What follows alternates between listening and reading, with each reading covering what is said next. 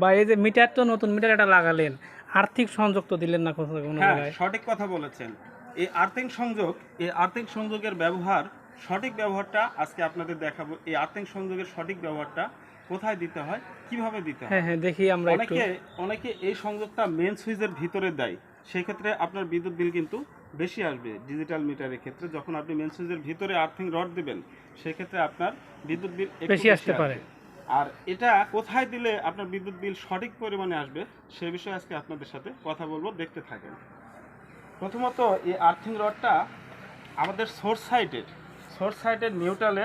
হ্যাঁ, এটা তো পোল থেকে আসছে, হ্যাঁ, সোর্স পোল বলে আর থেকে কি। আসছে, যেটা পোল থেকে আসছে সাদা কালো সাদা পেঁচানো। কালো। এই সাদা তারের সাথে সুন্দর করে শক্ত করে আপনার গায়ে গায়ে পেঁচায় দিতে হবে।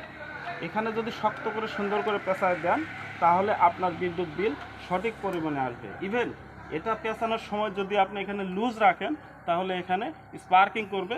ইভেন অনেক পোলাপান এই তারটা যখন হাত দিবে, তখন এই তারে শক করবে। আর এখানে যদি শক্ত করে পেঁচানো থাকে, তাহলে তারে শক করবে না।